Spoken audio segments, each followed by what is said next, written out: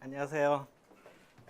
오늘 북톡스 발표를 맡게 된 김경덕입니다. 저도 사실은 북포럼에 참여한 지 지금 딱 2개월 정도밖에 안 됐는데요. 오늘 말씀드리고자 하는 이 호모 퍼블리커스는 사실은 여러분들이 모를 수밖에 없는 게 그냥 제가 만든 단어입니다. 퍼블리커스는 이제 퍼블릭이라는 그 공공성 뭐 이런 뜻으로도 다른 사람들이 호모 퍼블리커스라는 용어를 쓰기도 하던데요. 저는 이제 최근에 그 일반 대중들이 출판을 누구나 쉽게 할 수 있게 되었다는 그런 의미에서 이제는 대중 출판 시대, 출판하는 인류 그런 의미에서 호모 퍼블리커스라는 그런 용어를 제가 일단 한번 만들어 본 겁니다. 네. 사실 제가 이제 오늘 이 자리에서 전자책 또 전자책을 여러분들이 얼마나 또 쉽게 출판할 수 있는지 그런 얘기를 하는 시간을 갖고 싶었었는데요. 15분이라는 시간은 그런 얘기를 하기엔 너무 짧아서 그동안에 제가 출판 분야에서 겪어왔던 제 나름대로의 어떤 그 과정, 또 출판이 이렇게 컴퓨터를 사용하게 되고 최근에 이제 일반 대중이 책을 쉽게 만들 수 있게 된 그 과정들을 제가 현장에서 처음부터 지금까지 계속 겪어왔고 준비해왔기 때문에 그런 경험들을 좀 소개해드리고 앞으로 저와 이제 그런 일을 같이 할 수 있는 그런 기본적인 어떤 여건 또 어떤 그 관계 이런 것들을 만드는 시간으로 그냥 만들어 보고 싶습니다. 그래서 오늘은 이제 제 소개를 하는 시간으로 그렇게 좀 생각하고 준비했고요. 제 이야기를 좀 해보도록 하겠습니다. 우리나라에 그 밤이 오고 있는 지금 이 시각 지구별의 모습입니다. 저기 어디 한 점에 지금 우리가 이렇게 같이 모여 있는 거죠. 예, 정말 대단한 인연이 아닐 수 없습니다. 제가 태어난 곳은 저 대한민국이라는 저 대륙의 끝에 남서쪽 끝에 그 바다 한가운데서 태어났습니다. 우리가 흔히 말하는 다도의 한 작은 섬에서 태어났어요. 저기서 태어났는데 사실은 저는 그 흉노의 후예로 알려진 경주 김씨 신라 왕손의 37대 손입니다. 왜 저기서 태어났는지는 저도 아직은 잘 확인을 못하고 있고요. 그렇게 그 청정 무곡의 아름다운 섬에서 저런 석양을 바라보며 이제 제가 어느 날 어머니에게 물었다고 그래요. 엄마, 엄마는 누가 낳았어? 그러니까 엄마는 엄마의 엄마가 낳았지. 당연히 그러셨겠죠. 그래서 엄마의 엄마의 그 엄마의 엄마의 그 엄마의 엄마는 누가 낳았어? 그러니까 이제 어머니가 답을 못 하신 거예요. 그래서 그 5살짜리 꼬마가 엄마는 그것도 모르세요. 그래서 저 위에 하느님이 낳으셨다고 그랬다고 합니다. 그래서 그렇게 이제 그 집에서는 이제 뭐 똑똑한 아이로 보였던 모양이죠. 그래서 위에 형들 누나들이 있었음에도 불구하고 제가 10살 어린 나이에 이제 큰형이 계셨던 광주로 유학을 하게 됩니다. 광주에 가서 이분을 만나게 되었습니다. 이분이 누구냐면 흥사단을 만드셨던 도산 안창호 선생이세요. 제가 고등학교 1학년 때 이제 학교에 입학하자마자 흥사단회를 들어가게 된 겁니다. 고등학교 1학년짜리 17살짜리한테 입담 문답을 하면서 그곳에 통과를 했는데요. 조국이 무엇입니까? 민족에 대해서 어떻게 생각하고 계십니까? 이런 질문을 했어요. 첫 질문으로. 뭐 아무 대답도 못했습니다. 한 번도 생각해 본 적이 없었죠. 그러다가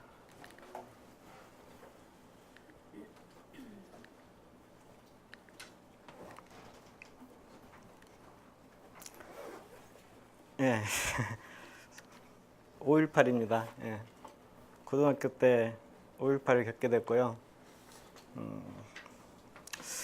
너무 그 처참한 그런 죽음을 또 무지막지한 그런 진압을 겪고 나서 정말 이제 광주의 모든 사람들이 다 넋이 나가서 아무것도 할 수가 없었는데 고3이었던 저도 사실 공부를 할 수가 없었어요.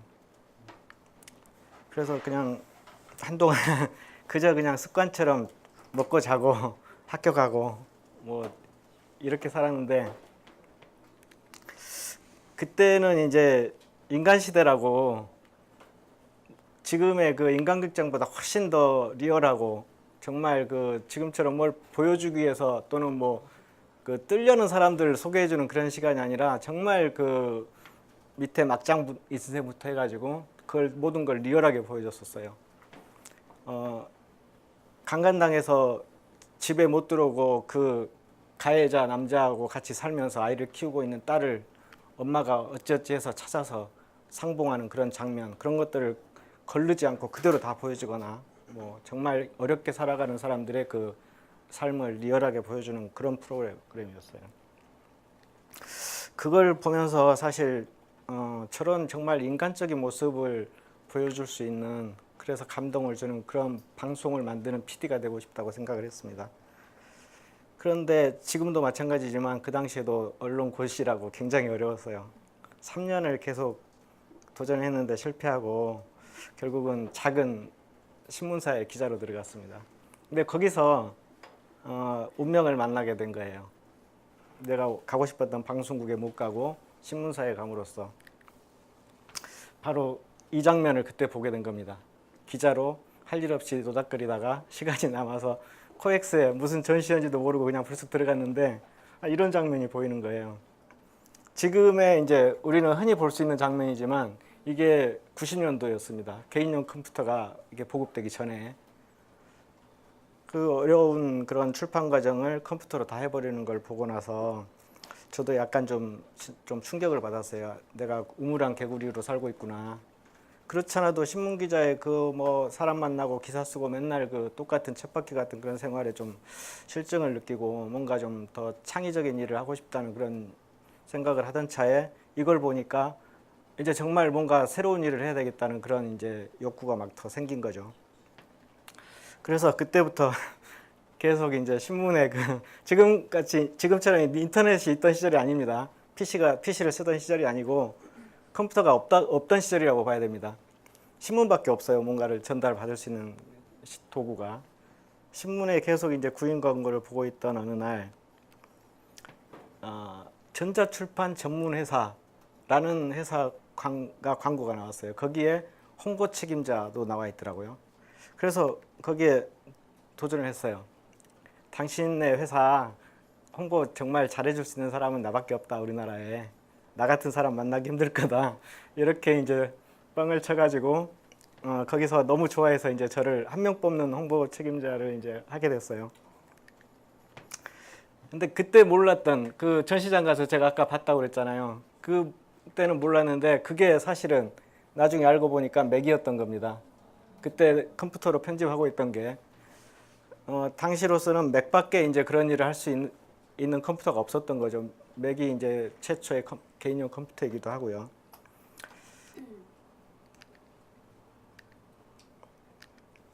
맥이 지금 이제 올해 하반기에 이런 모양으로 바뀔 거라고 합니다. 지금 보여드리는. 지금은 이런 디자인이 아니죠. 이런 맥을 이제 올해 안에 보게 되실 것 같아요.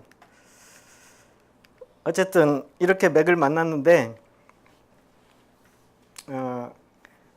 제가 만났던 그 회사가 우리나라에서 어릴 때 이민 가가지고 MIT를 졸업하고 잡스가 애플이 저 맥을 만들어내니까 지금 보시는 저 사진에 있는 작은 맥, 모니터 일체형 저 맥 하나를 달랑 들고 27살 청년이 한국으로 돌아옵니다. 중학교 때 이민 갔던 청년이.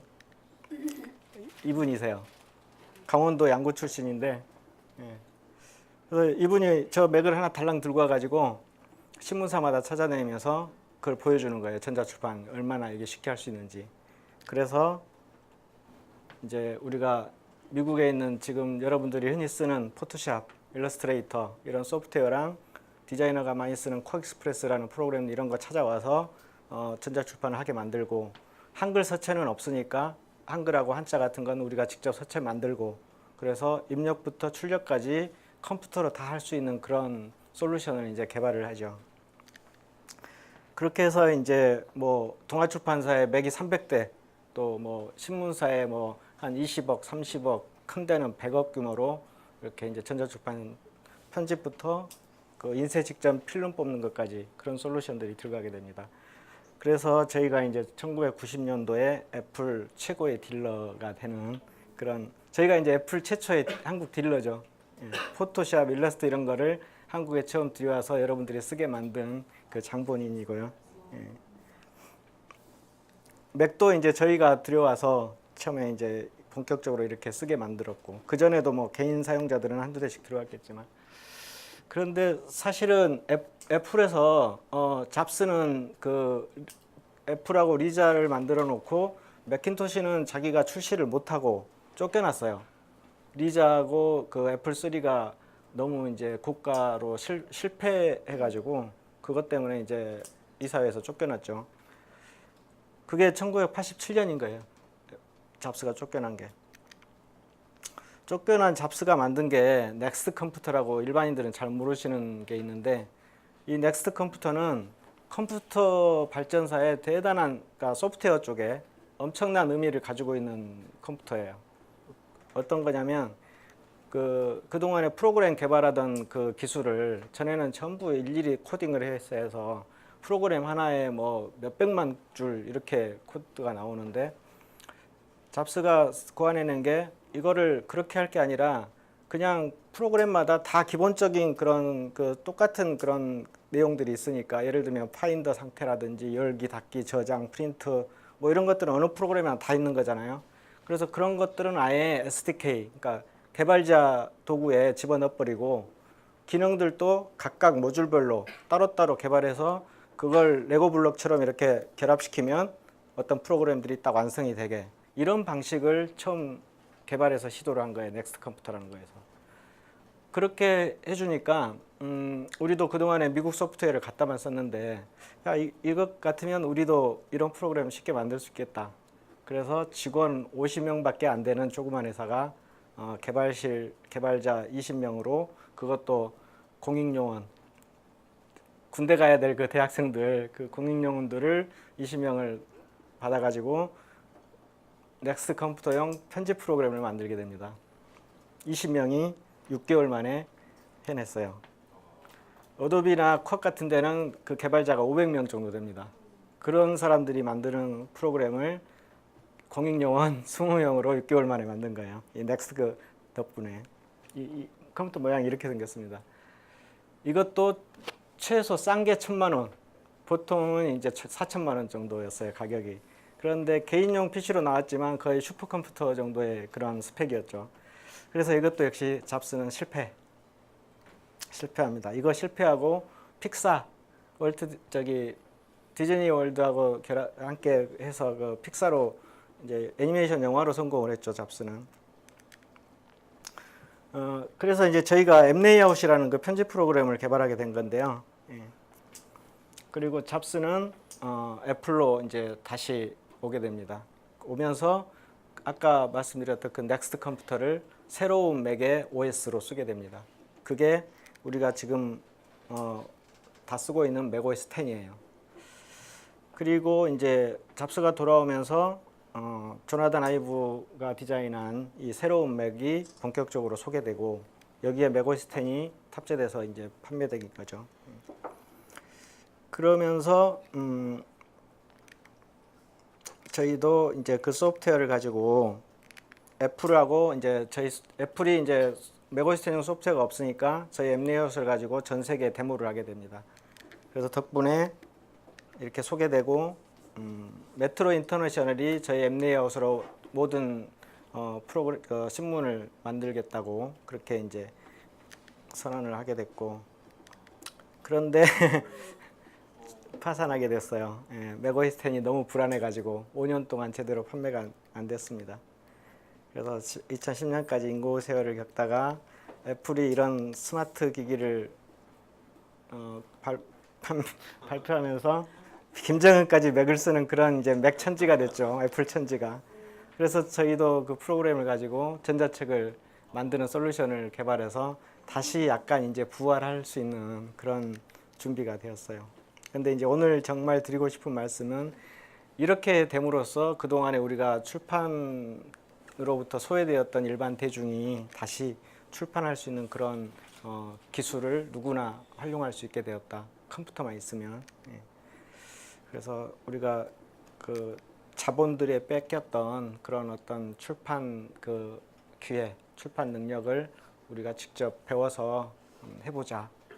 예. 그렇게 할 수 있다 그겁니다. 그리고 그런 부분에서 제가 앞으로 여러분들의 어떤 그 동료로서 또 파트너로서 또 열심히 한번 해보겠습니다. 전자출판에 대해서 더 알고 싶으신 분은 페이스북 전자책 학교하고 네이버의 이북 아카데미라는 카페에 들어오시면 조금 더 공부하실 수 있고요. 예, 저에게 또 질문해 주시면 언제든지 친절하게 안내해 드리겠습니다. 예, 감사합니다. 김경덕이었습니다.